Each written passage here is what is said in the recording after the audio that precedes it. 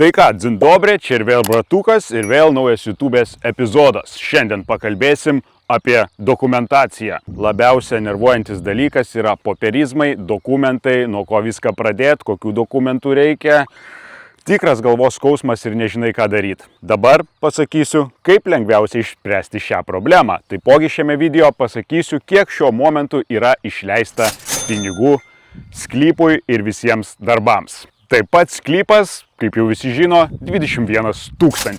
Tada pas notarą dokumentai 250 eurų. Ten pagal susitarimą moka arba pirkėjas, arba pardavėjas, arba per pusę. Šiuo atveju mokėjau aš, tai 205 eurų. Taipogi jau buvo padaryti pirmieji darbai, tai yra topo nuotrauka, topografiniai matavimai. Topografiniai matavimai kainavo 250 eurų plus PVM. O kas yra ta topografinė nuotrauka? Topo nuotrauka tai yra detalus žemės paviršiaus ir požeminių tinklų atvaizdavimas plane. Topo nuotrauka reikalinga statinių projektavimui prieš pradedant visus projektavimo bei statybos darbus. Taip, ir dar išleistas papildomos 1000, tai sumokėjom avansą mūsų projektuotojui, konstruktoriui, nes jau turim projektą, jau užvestas visas reikalas, tai grubiai apie rugsėjo mėnesį jau gausim visus leidimus ir pradėsim pirmuosius darbus. Tai bus kasinėjimo darbai, pamatai ir taip toliau. Čia jau, kaip matot, žolė tikrai gana vešli, o jau ir dobiliukai suaugę, tai reiks šienaut arba, kaip sakiau, pirkt ožkų. O pagrinde, ką matys šiame video, tai kaip ir sakiau, kalbėsim apie visas reikalingas dokumentacijas, popierizmus, kur nepadaryt klaidų, kur galit padaryt klaidų, kiek visą tai kainuoja, kiek galit sutaupyti, protingai viską darydami. Bet čia pasakosiu ne aš, nes mano žinios čia labai mažos, siauros, nieko aš čia nesuprantu, tai pats kreipiausi pagalbos ir kreipiausi pagalbos pas Laurą iš Lauros projektų. Tai dabar važiuosim pas Laurą ir ją pakalbinsim, jie atsakys mums į visus dominančius klausimus, padės sužinoti, ar labai daug galima padaryti klaidų, kurios ateityje gali kainuoti didelius pinigus. Nes žinot, kai tie posakiai, ai, čia mano švogerius darė taip, bus ir tau gerai. Arba pasitikėk, čia aš dariau prieš metus, viskas buvo gerai, tai nebus jokių problemų. Ne. Tas negalioja. Gali labai stipriai prašauti su visais dokumentais ir po to labai gailėsies. Gerai, tai baigiam bazarint, sėdam į automobilį ir važiuojam pas Laurą, kur ji mums atsakys į mus dominančius klausimus ir padės mums tvarkytis visus reikalingus dokumentus su šiuo sklypu. Tai ką, sveiki, atvažiavau pas Laurą iš Lauros projektų ir šiandien šiek tiek ją pakalbinsim ir sužinosim, kas iš tikrųjų yra ta Laura. Kodėl aš pats asmeniškai pradėjau ieškotis Lauros, nes nusipirkau sklypą ir aš labai gerai jaučiuosi statybų procesuose, bet labai blogai jaučiuosi, kur prasideda dokumentacija. Todėl man reikėjo pagalbos. Ir štai ši pagalba. Laura, kas tu ir kuo tu užsiemi? Labas, aš Laura, esu matininkė, užsiemu pastatų pridavimais ir visų dokumentų tvarkymu, kas yra susijęs su statybom. Tai ir bandysiu tave vesti šiuo keliu. Užbėgsiu įvykiams už akių. Aš buvau Instagrame davęs story, kur mano sekėjai ir Lauros sekėjai uždavė mums kelis klausimus, tai bandysim atsakyti į dalį iš tų klausimų. Išrinkom įdomiausius ir aktualiausius. Tai pradėkim nuo pirmo klausimo. Taip, tai pirmas klausimas. Ar galima statytis gyvenamąjį namą sodų bendrijoje 80 kvadratų? Tai su šitu klausimu dažnai ir būna visokių galima, negalima, kiek tų kvadratų ir kaip kas. Visa esmė yra ta, kad sodų bendrijoje, sodų paskirties sklype gyvenamąjį namą statyti galima, tačiau visiškai nesvarbu, kokia jo kvadratūra, jam yra privalomas projektas ir statybą leidžiantis dokumentas. Sklypo paskirties nėra būtina keisti ir gali sklypo paskirtis išlikti sodų, bet jeigu norima statyti gyvenamą namą, jam būtinas projektas ir statybų leidimas. O dabar, kiek girdėjau, ten ta situacija yra, kad iki 50 kvadratų tada nereikia projekto ar kažkas? Tai čia sodo namui. Ai, čia sodo namui. Apie paskirtį kalbam. O gyvenamajam namui. namui? O gyvenamam visiškai nesvarbu, kokia jo kvadratūra. Taip. Ir tada kvadratūra nieko neturi neįtakoja. jokios įtakos. Jeigu paskirtis yra gyvenamoji, visiškai nėra įtakos kokia kvadratūra, jam visada privalomas projektas ir statybų leidžiantis dokumentas. Ten sodose dažniausiai girdėjau, tik tai būna problemų su aukštingumu ir panašiai, ne? Tai gaunasi taip, kad pastato, kuriam nereikia statybos leidimo, tai yra iki 50 kvadratų ir 5 metrai aukščio, nedidesnis. Tai čia grinai sodo namas. Taip, ir jis vadinasi sodo namas ir jo paskirtis nėra gyvenamoji. Bet čia pasikeitė tik tai pernai metais. 24 lapkričio 1.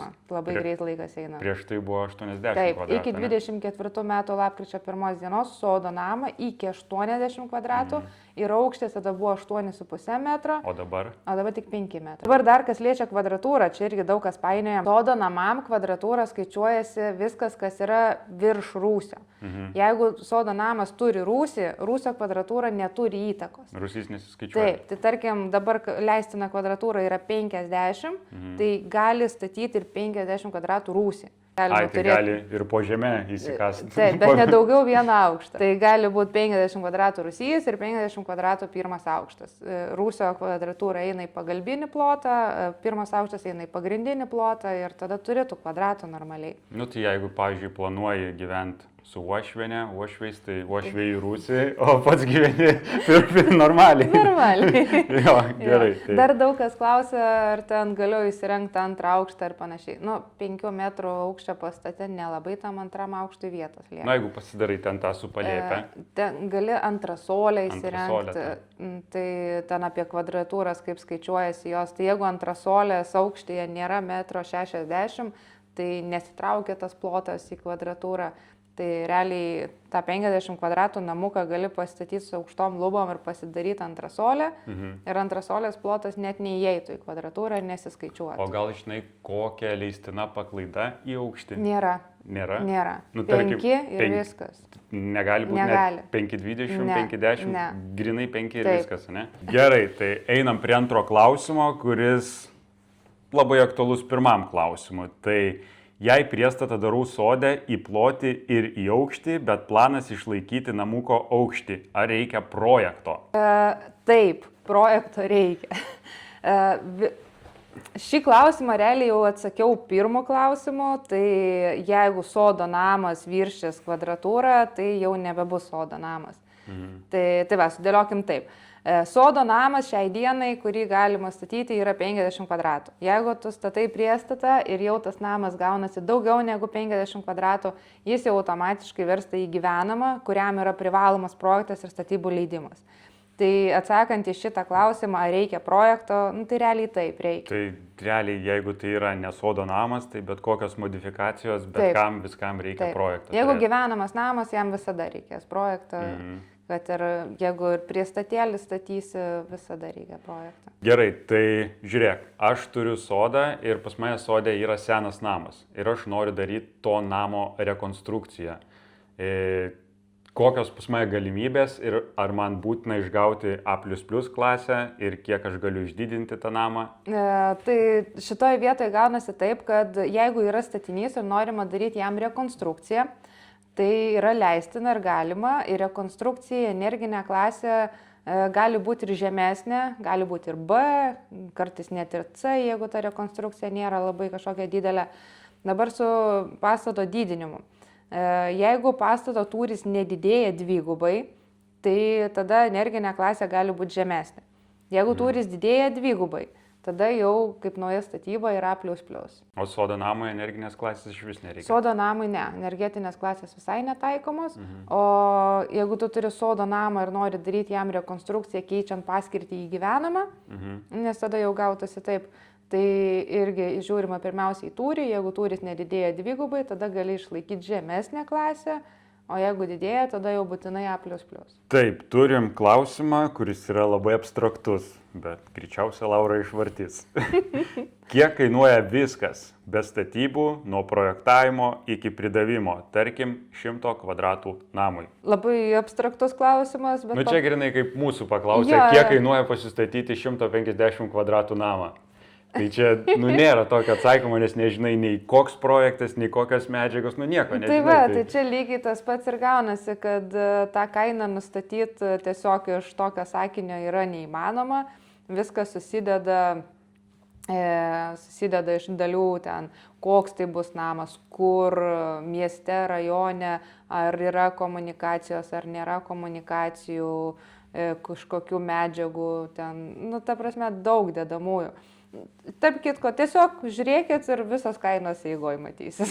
Stebėkit mano kanalą ir sužinosit, kiek viskas kainuoja. Po truputį viskas eis į priekį ir visos kainos. O projektai ir konstruktyvai skiriasi kainos nuo vietovės, tarkim Vilniui ir jeigu rajone kažkur kaimuose, ar čia neįtakoja tas kainos? Įtakoja ir ar miestas, ar rajonas irgi įtakoja, nes tada ten derinimo sistemos kitos, ten, institucijos kitos ir panašiai susideda. Viskas o tokia, jeigu orientacinė kaina, jeigu tarkim Vilniui statant, nuo projekto iki pridavimo 100 kvadratų namukas, labai tokia grubiai kaina.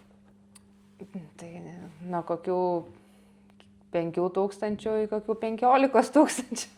Tai čia grinai visas tas popierizmas, ne? Nuo projekto, projektas, tai pradėkim nuo 5,000 projektą. Gerai, gal plačiau paklausiu, kas įeina į tą projektavimą ir pridavimą, kokie etapai?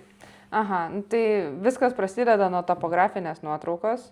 Nuo dokumentų visų išėlės, topografinė nuotrauka, geologinė. O topografinė dabar būtina daryti, ne? Taip, topografinė nuotrauka visada privaloma prieš rengiant projektą, nes ant topografinės nuotraukos projektuojamas. Tai realiai padaro tą nuotrauką ir prie jos viskas prisiriša jau tenais? Jo, ir nuo jos tada viskas prasideda. Tai realiai pradžia topkė, topografinė. Taip, pradžia topkė, tada jau architektas pradeda ten žiūri ten, kas toj topkiai, komunikacijos tinklai, visi apribojimai, reljefai ir panašiai. Geologiniai tyrimai nėra būtina.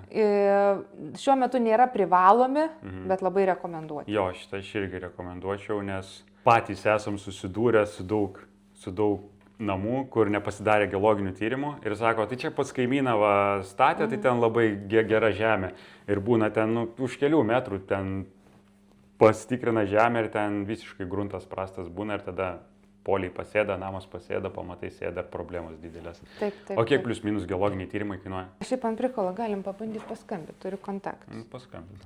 Sveiki. Darot geologinius grunto tyrimus? Taip. Norėjau paklausti kainų. Kur čia jums reikia pirmiausia? Širvintų rajone. Namukas? Taip, vienbučiam gyvenamai. 5,50 plus PVM, jeigu pagal pirmą kategoriją. O ką reiškia ta pirma kategorija? Kad nėra ypatingų kažkokių sąlygų, šlaitų, durpynų. Ne, lygus reljefas. Tai tada 500 plus PVM. Ir čia bus 2 taškai, ar ne? Taip, 2 taškai po 6 metrus, arba iki reikiamo. Grunto. Taip. Supratau. Ačiū labai už informaciją, kol kas tiek. Prašau. Tai va, išsiaiškinom. Geologiniai tyrimai 550 plus PVM, jeigu nėra jokių reljefo ten nesklandumų. Tai čia yra 2 taškai. Tai dažniausiai vieną kampą ima ir kitą kampą. Taip. Kažkaip įstrižus taip, ne? Taip, būtent. Taip, kitas klausimas irgi pataiko į temą. Tai įdomu, koks turėtų būti statybų eiliškumas, jei turiu namų valdos sklypą ir elektros įvadą jame, kur turėčiau kreiptis pirmiausia dėl namo statybų. Eiliškumas, turiu sklypą, tai pas architektą. Keliaujam pas architektą su savo vizija, ką norim statyti. Gal kažkokį projektėlį jau susigalvoja, nusižiūrėję, brėžinių turit. Susirandat architektą, su juo susitarėt vizitą, nueinat pas jį, apsitarėt, ką darysit ir važiuojam į priekį. Architektas dažniausiai parekomenduoja, kas topografinę padarys, arba galit kreiptis pas mus, padarysim mes. ir vyksta projektavimas, parengiamas projektas, gaunamas statybų leidimas, paskelbiamas statybų pradžia ir galima pradėti kast pamatus. O be statybų leidimo galima atlikti, pavyzdžiui, kažkokius kasimo darbus sklype? Jokių darbų? Jeigu tai nėra, tarkim, pamatų, grinai ten, tarkim, gal žemės lyginimas dar žemės kažkas. lyginimo, ten augalinio sluoksnio nukasimas, kažkas tokio, taip, bet tai negali būti statybos darbai. Bet grinai statybos, tai Ne. be šansų. Kol nėra paskelbta apie statybų pradžią, jokie statybos darbai pradėti negali būti. Dabar kas liečia statybos paskelbimą, vis dar labai daug kyla klausimų, reikalingas statybų vadovas, techninė priežiūra. Tai šiai dienai, jeigu statoma vienbutį gyvenamą namą iki 300 kvadratų, stato fizinis asmuo, tai samdyti statybų vadovą ar techninio prižiūrėtojo nėra privaloma. Jeigu statoma rangos būdu, samdomas rangovas, tai tada rangovas pats automatiškai paskiria statybų vadovą. O viskas, kas virš 300 kvadratų, jau Jo, tada reikia jeigu kažkokios techninės priežiūros. Jeigu didesnis negu 300 kvadratų arba dvibutis, arba stato juridinis O asmuo. dvibutis, jeigu ir mažiau negu 300 Nesvarbu, kvadratų, vis tiek būtina, ne? Taip, dvibučiai būtina. Dvibučiai būtina, reiškia. Taip, būtina samdyti rangovą, statybų vadovą ir techninę priežiūrą. Tai realiai, jeigu aš norėčiau pardavimui statyti dvibutį, Tai jau turėtum samdyti. tai man jau rangovą. reikėtų Taip, visos komandos samdytis. taip. Supratau. Kiek žinau, seniau, tai techninė priežiūra visą laiką būdavo privaloma, ar ne? Statybų vadovas. Statybų vadovas, Taip. ne? Net paprastus namus, kai Taip. statydavo. Taip. Nes atsimenu, dar ten mano statybų pradžia būdavo, bet atvažiuodavo vis kažkas patikrinti. Privalėdavo ten ar visa eiga ten gerai eina, ten visus ten mazgus sužiūrėdavo. Taip. Ir tada parašiukus padėdavo, kad viskas tinka, arba jeigu netinka, kažką ten tvarkyti reikėdavo. Taip, būdavo privalomas statybų vadovas, kiekvienam namui skelbiant apie statybų pradžią, reikėdavo įrašyti statybų vadovą, kuris prižiūri tas statybas, neša atsakomybę ir dažniausiai žmonės juos samdydavo. Ir jie ten periodiškai, kartą į kažkiek laiko, atlikus kažkokius darbus, atvažiuodavo patikrinti, ar gerai atliekami darbai. Kai čia buvo klausimas, nuo ko pradėti, Tai pradėti reikia, tai ant kelio užves viskas, tai architektas projektas. Taip. O toliau... O toliau, kokia toliau eiga? Tai jau gauni tą statybų leidimą, paskelbė apie statybų pradžią, apdraudi statybas, su statybų draudimu ten irgi atskira tema, apdraudi statybas ir pradedi darbus. Ir tada... O galima, tarkim, prieš pradedant statybas nedrausti statybų? Teoriškai galima, praktiškai kam tai daryti. Nes, čia tiesiog... Tiesiog esmė tame, kad tai yra Šokiai atvirą privalomas ugnį. dalykas. Statybų draudimas yra privalomas ir pridavimo metu vis tiek bus būtina pridėti polisą, kuriame bus parašyta, kad buvo statybos draustos visą statybų laikotarpį. Tai pinigus mokėti vis tiek reikės. Tai čia nieko nesutaupysi. Esmė tame, kad tikrai nieko nesutaupysi. O priduodant namą 100% reikės. Taip. Tai tiesiog jeigu yra draudimas ir jisai yra būtinas ir reikalingas ir už jį reikia mokėti pinigus, tai ką mokėti pinigus po to, kai pastatėjai, jeigu gali sumokėti prieš statant. Ir maža, ką kažkas atsitiks, tavo namas nedraustas. Taip. Tai žodžiu, drauskit iš karto. Paskelbė statybų pradžią, apsidraudėt ir ramiai statotės. Baigė galiot, pratęsėt ir važiuojat toliau. Tai va, tęsiant apie tą eigą, tai projektavimas pradeda statyti ir tada dažniausiai statosi tiek, kiek gali patys, ten pasistato dėžutę, tada jau nori kreiptis paskolos bankui. O kiek iki paskolos ten yra kažkoks procentas, kiek turi būti pastatyta? Kuo daugiau, to geresnis finansavimas. Finansavimas nuo to priklauso. Jo.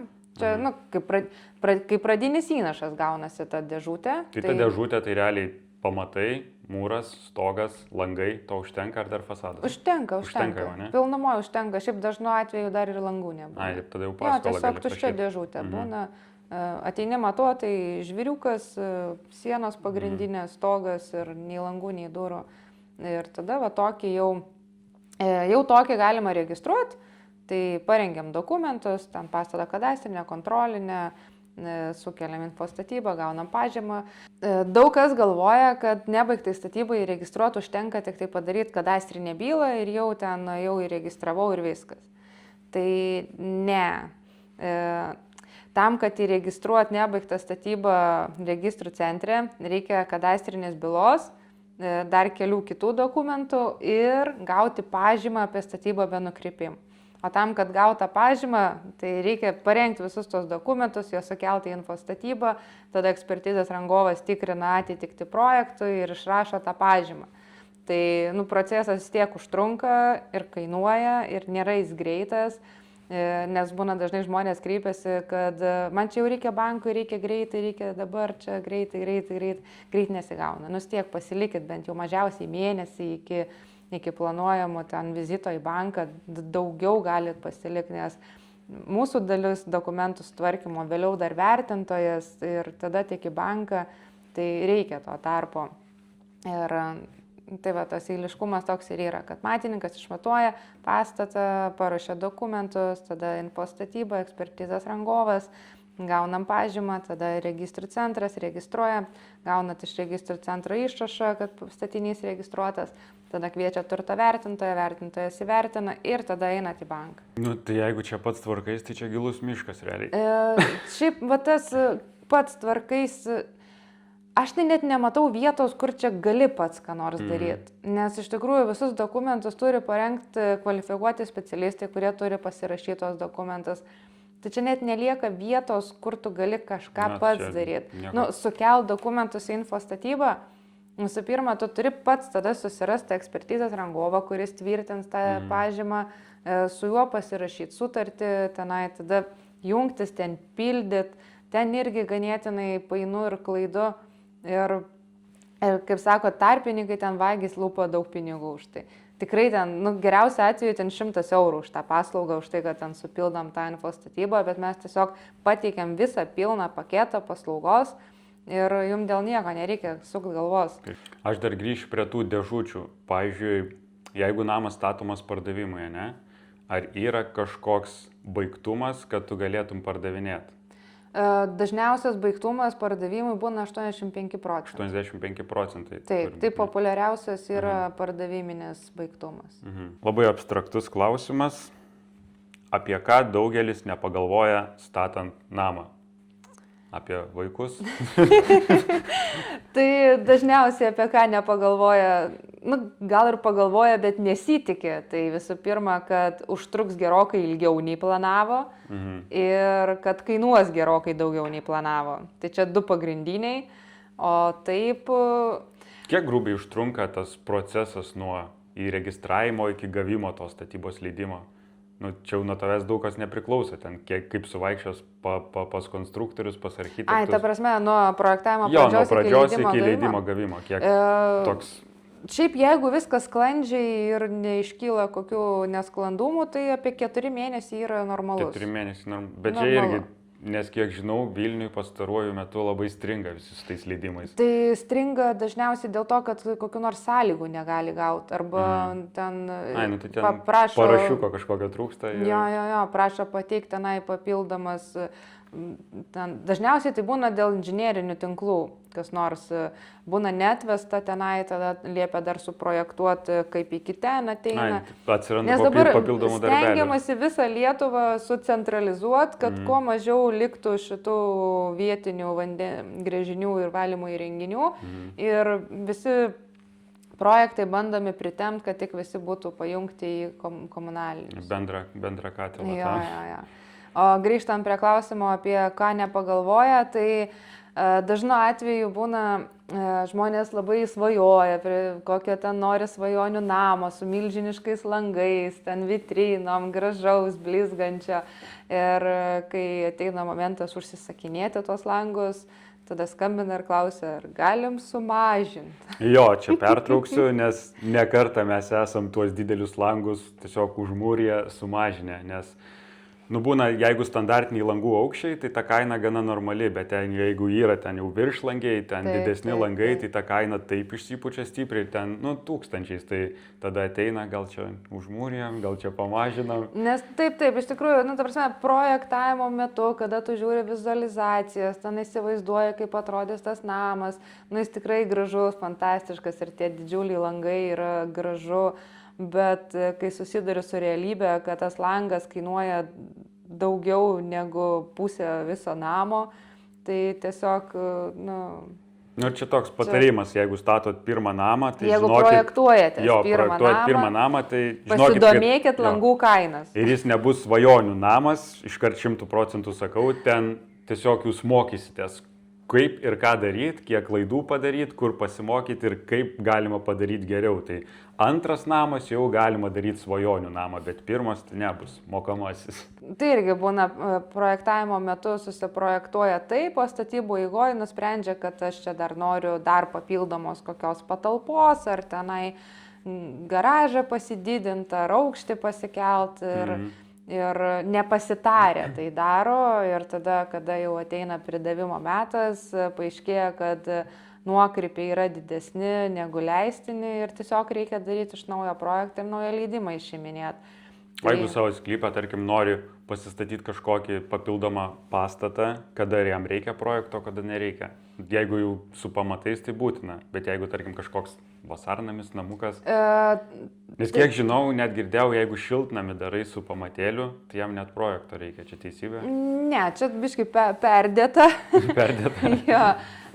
Situacija tokia, kad jeigu turi namų valdos sklypą ir jame stataisi savo jau gyvenamą namą ir nori, tarkim, pastatyti papildomą ten pagalbinio ūkio paskirties pastatą, ten sandėliuką žoliapjovį laikyti, garažą ar kažką. Tai va čia yra du skirtumai - mieste ir rajone. Tai jeigu tavo sklypas yra mieste, tai be projekto ir statybą leidžiančio dokumento pagalbinio ūkio paskirties pastatą gali statyti iki 50 kvadratų, 5 metrų aukščio. Svarbiausia išlaikyti 3 metrų atstumus iki sklypo ribų. Jeigu atstumų išlaikyti nepavyksta, tai gauti iš kaimyno raštišką sutikimą, kad jis neprieštarauja. Ir tokius statinius statyti galima. Kaime tokį pat galima statyti 80 kvadratų. Tai kaime gyventi geriau. Bet sąlyga yra ta, kad sklype turi būti gyvenamas. Ai, būtinai gyvenamas namas turi būti. Nes dabar irgi nuo 24 lapkričio 1 dienos padarė taip, kad namų valdos sklype pagalbinio ūkio paskirties pastatai yra gyvenamojo namo priklausiniai. Pagrindinio pastato priklausiniai. Tai jeigu nėra registruoto gyvenamo namo, pagalbinio pastato negali įregistruoti, nes jo nėra priskirti kam. Tai čia bandžiau, aiškinausi, daug domėjausi, būtent, sakau, ar neužtenka turėti statybų leidimą gyvenamajam namui. Ne, neužtenka, nes tą ūkinį pastatą reikia priskirti kaip priklausinį pagrindiniam pastatui ir tiesiog nėra jo kaip įregistruoti. Tai tada klausiu, o tai statyti aplamai galima? Statyti galima, tik jo neįregistruosi.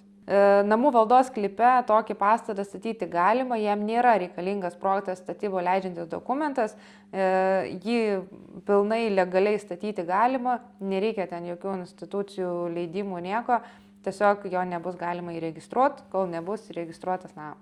Taip, kitas klausimas, kokie sunkumai dažniausiai iškyla pridavinėjant namą bei kiek trunka visas procesas? Tai dabar kalbėkime apie 100% pridavimą, nes dažniausiai čia visokių kliūčių būna.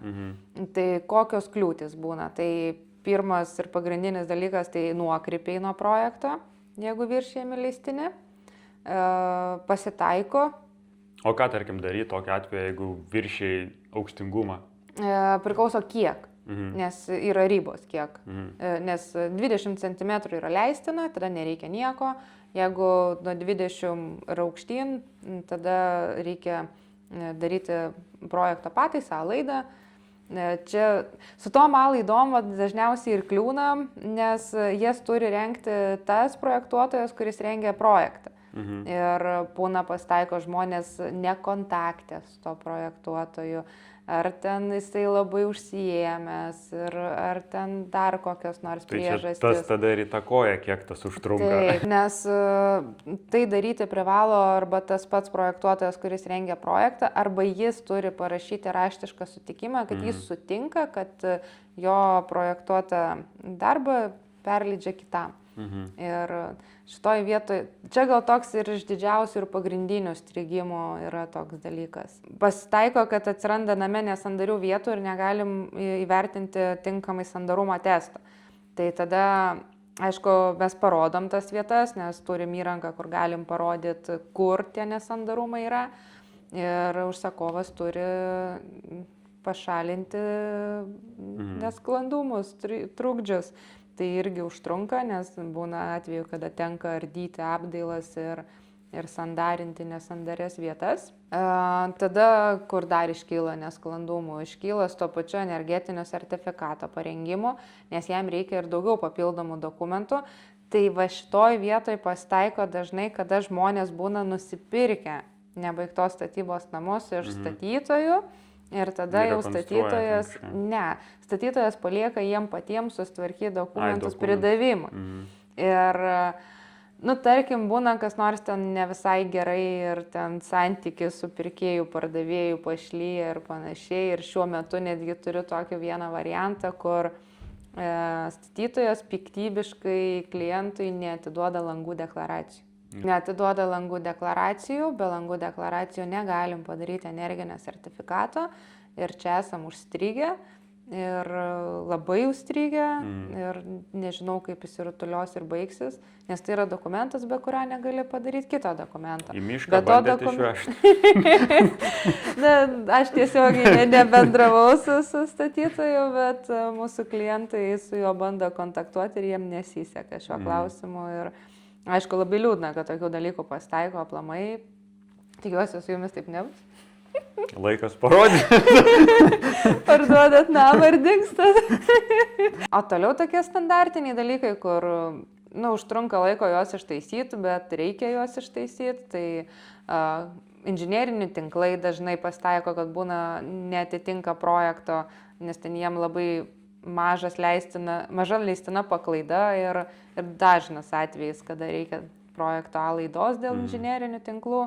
Jeigu viskas gerose rankose, tai viskas yra išsprendžiama. Viskas išsprendžiama, tiesiog reikia truputėlį kantrybės, laiko ir viskas yra sutvarkoma. Bet jeigu viską nuo pradžių nuosekliai darai, tai tų nesklandumų praktiškai galima visų išvengti, Taip, ne? Tikrai galima visko išvengti, kaip ir sakau, kad jeigu statot pagal projektą ir tada staiga sumastėt, kad norit kažką keisti, nes eigoj persigalvojot, tai prieš keičiant pasikonsultuokit. Galit su manim konsultuotis, galit su projektą rengusiu architektu konsultuotis, bet nepadarykit nepasikonsultavę. Nes, taip galit sutaupyti gerokai laiko, pinigų ir nervų. Energijos ir nervų. Taip. Kad būtų 100% namo baigtumas, privalo būti pilna namo išorės, ar privalo būti pilna namo išorės apdaila?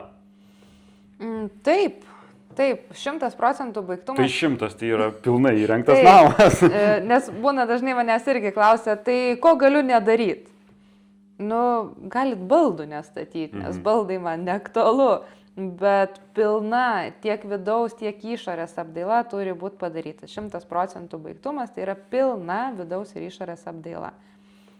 Jeigu klausimas, ar galima keisti išorės apdailos rūšį, spalvą, ten vietoj klinkerio dėti dekorą ar ten kitą medžiagą, tai čia irgi yra atsakymas, kad jeigu jūsų projektas parengtas iki 2024 m. lapkričio 1 dienos, tai išorės apdailos sprendinius galit keisti. Galit keisti ten tą klinkerį į tinka į klinkerį ir kažką tokio. Tai realiai dabar, jeigu aš jau projektuosiu namą, aš turiu iškart viską numatyti. Ar bus klinkerio, kokia spalva bus fasado, viską, ne? Taip. Nes būtent jau nuo 24 lapkričio 1 dienos išorės apdailos pakeitimas yra esminis nuokrypis ir jeigu pakeisi, tai gerai, jeigu aš noriu naujo leidimo. Tai naujo leidimo viso reikia? Taip. Čia reikia gerai apgalvoti viską pradžiai. Taip, iš tikrųjų jau dabar projektuojantis namą tikrai apsisvarstykit gerai tą išorės apdailą. Ir irgi neprisiprojektuokit tenai fantastiškų apdailų, nes jos labai gerai irgi kainuoja ir statybų eigoj. Reikia domėtis, kiek kainuoja. Taip. Jeigu jau projektuojat ir norit ten dėti kokį, nežinau, koks čia dabar brangiausia apdaila yra. Dabar daug kas brangu, pigiausia tai kas dekoras. Dekoras, taip. Klinkeris ir tas yra ganėtinai brangus, tai irgi reikėtų pasiskaičiuoti, ar galit sau leisti tą klinkerį dėti, nes ne vienas klausimas būna irgi iškyla, skambina, sako, pas mane projektą numatyta klinkeris, bet mes paskaičiavom finansus, kad negalim sau leisti dėti klinkerio, ar galim dėti dekoratyvinį tinką. Tai viskas priklauso nuo to, kada parengtas projektas. Jeigu, kaip sakiau, iki 24 lapkričio 1, tai taip, galima Jeigu po, tai tada dėja teks perdaryti projektą ir naują leidimą išiminėti. O kiek kainuoja projekto perdarimas ir leidimo išėmimas? Nu tai jau ne kaip viso projekto ta kaina, bet vėl tas terminas, derinimas ir panašiai, ir architekto užimtumas, tai Tai tada irgi jau toks skaičiavimas vyksta, gal geriau ir tą klinkerį jau susidėti. Iš tikrųjų taip. Tada dar kas liečia pačius pridavimus, kai dažniausiai 100% pridavimo terminus įtakoja bankai. Tai irgi dažnai būna skambina žmonės, man čia liko ten mėnesis iki ten termino, reikia priduoti tą namą greitai, skubam greitai. Tai žiūrėkit tos terminus, skaičiuokitės laiką, nes per tą mėnesį, kartais tiesiog neįmanoma sutvarkyti tų dokumentų. Pasitaiko tokiu atveju, kad tiesiog, fiziškai yra neįmanoma per tą mėnesį viską sutvarkyti. Tai nelaukit iki paskutinės akimirkos, pradėkit domėtis ir klausinėti jau bent jau pusmetis iki termino. Klauskit, iš kurio galo ką pradėti, kad viską suspėt laiku ir tvarkingai, kad nepritrūkt kažko. Gerai, tai klausimai žiūrovų baigti, aš dar turiu klausimą nuo savęs. Kas man buvo aktualu, tai ir kur per mažai šiek tiek pasidomėjau, tai prieš perkant patį sklypą, ką svarbiausia susižiūrėti ir kas labiausia turėtų įtakoti tavo to sklypo pirkimą arba nepirkimą. Pavyzdžiui, asmeniškai aš nesusižiūrėjau su elektra. O rekomendavau? Jo, rekomendavai, bet aš kažkaip nepasitikrinau, labai užsidegiau ir nusipirkau. Mane gal plius minus ir apgavo, nes ten sakė, problemų nebus ir jau nusipirkęs pradėjau domėtis, tai ten ir tas sklypas papuola į 3 zoną ir dabar nuo šių metų ten nesvarbu, ar ten yra įvadas kažkur netoli ar nėra, viskas skaičiuoja nuo artimiausios transformatorinės, pas mane transformatorinė 400 plus metrų, tai realiai brangiausia atvedimas dėl atstumo ir 3 zona, tai gavos, kad labai brangu ir šito nesužiūrėjau. Yeah. Ir kokių dar klaidų ir ką labiausiai atsižvelg gal prieš pirkimą patį? Tai pirmiausia, tai reikia apsispręsti, ką nori daryti su tuo sklypu. Tai dabar bandom kalbėti konkrečiai apie gyvenamuosius. Tai jeigu tikrai renkate sklypą gyvenamajam namui, tai pirmiausia ir žiūrėkit, kad to sklypo paskirtis būtų gyvenamųjų namų statybai. Nes tų sklypo paskirčių yra visokių ir įvairiausių ir kai kurie tiesiog bando juos, prastumt, vadinkim taip. Tai kad ir sklypas, tarkim, jums labai patinka ir ten yra žemės ūkio ir ten jums sako, kad galėsit pakeisti paskirtį ir ten statytis tą namą. Tai pirmiausia pasidomėkit, ten galit kreiptis į valdybę, yra ten ir internete, kur pasižiūrėti, ar toj teritorijoje aplamai galima keisti tą paskirtį. Tai sakau, kad ir sklypas gali būti ten gražiausiai, nuostabiausiai vietoje ir gal labai pigus ir labai patrauklus. Tai pasidomėkit, kiek kainuos ten atvesti elektrą. Tikrai, nes būna elektros atvedimo kainos tokios, kad... Tai būtent kaip man elektrą paskaičiavo 15 800 atvedimas. Tai labai daug. Labai daug, labai daug.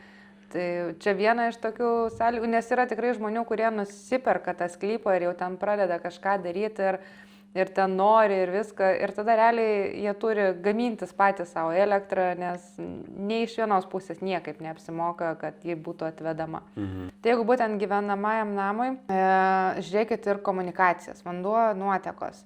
Ar yra atvesta iki sklypo, ar yra kokie nors projektai, kad bus į tą gatvę atvesta, ar visai nėra ir ten toli kažkur, nes irgi gali būti nebūt tų komunikacijų, jos būtų labai toli ir jūs galvosit, kad aš čia pasidarysiu vandens gręžinį, valymo įrenginį ir viskas bus gerai.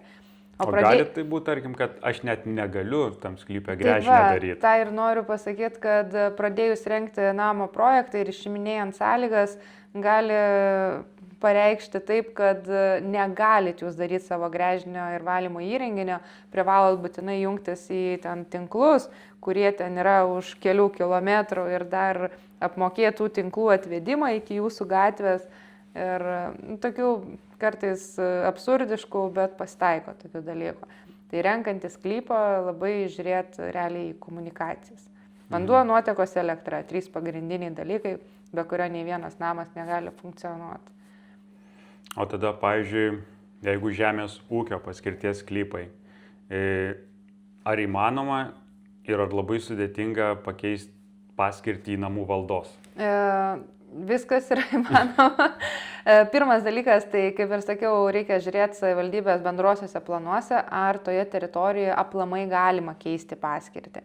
Tai jeigu galima keisti paskirtį, užtenka pateikti prašymą savivaldybei ir jie apsvarstę tiesiog duoda leidimą keisti paskirtį ir tada tiesiog atnaujinam geodezinius matavimus ir paskirtis jau būna pakeičiama. Bet jeigu bendrajam plane nėra numatyta, kad ten gali būti gyvenamieji, tai paskirties ir nepakeis. Aprėpėm visus klausimus, manau, gana visiems viskas aišku. Kas liečia grinai mano statybas, tai visus mano darbus, popierizmus kuruoja ta pati Laura. Jeigu jums reikia pagalbos, irgi galit kreiptis, Lauros projektai susitvarkys su visais jūsų dokumentais, gelbės, padės ir padės visoje statybo eigoje nuo pat pradžių iki namo pačio pridavimo. Tai pas mus, kas dabar vyksta, tai praeitą savaitę jau padarė topografinę nuotrauką.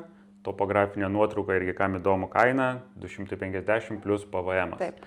Tada toliau, kas vyksta dar su pačiu projektu, jau projektas atiduotas į architekto rankas. Taip, topografinė nuotrauka perduota architektui ir jisai jau pradeda darbus. Tai va, šiandien bus tiek. Čia buvo Laura, čia buvo Bratukas ir visą mūsų statybų eigą, visus mūsų nesklandumus, džiaugsmus, nuopolius, pakilimus matysit mūsų YouTube kanale. Kiek viskas kainuos irgi parodysim, visas dokumentacijas, kaip viskas bus daroma, priduodama, kokių dokumentų reikės, viską pamatysit. Šiai dienai tiek. Jeigu reikia jums pagalbos, kreipkitės Laura, Lauros projektai.